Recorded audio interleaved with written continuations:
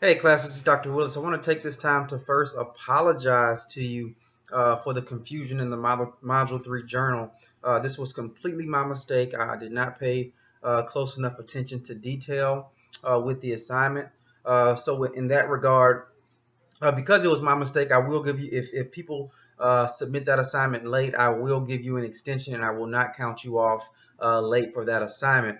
So I'm going to go ahead and explain it here in great detail. So in Module 7, you're going to submit a time management plan.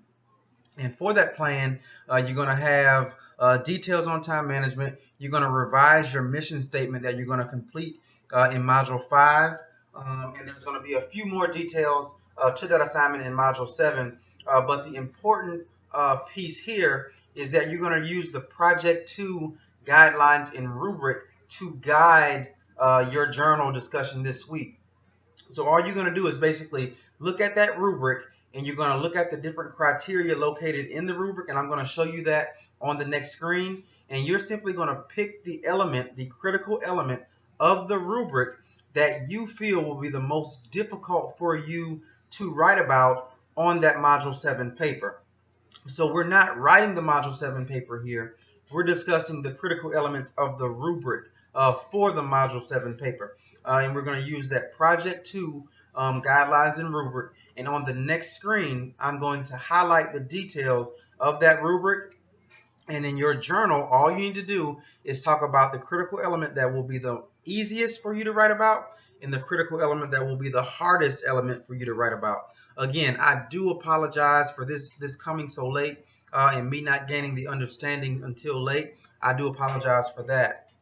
But I will go ahead and update us on what we have to do for the rest of the week. We have our Learn Smart assignment that can only be submitted through the Learn Smart resource. That's going to be due tomorrow by 11:59 p.m. on Sunday. Remember that that assignment is automatically graded.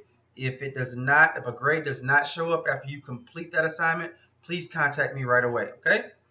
We also have the discussion board. In the discussion board, you should have submitted your initial post on Thursday by 11:59, and you have to respond to at least 2 peers by Sunday at 11:59. And y'all, within your discussion board, when I comment, if I ask you another question, that probably means that you left it off in your initial post. So I'm giving you an opportunity to include that by responding to me. For example, a lot of people left off the importance of their learning style or the benefits of the Learn Smart resource as it relates to their learning style.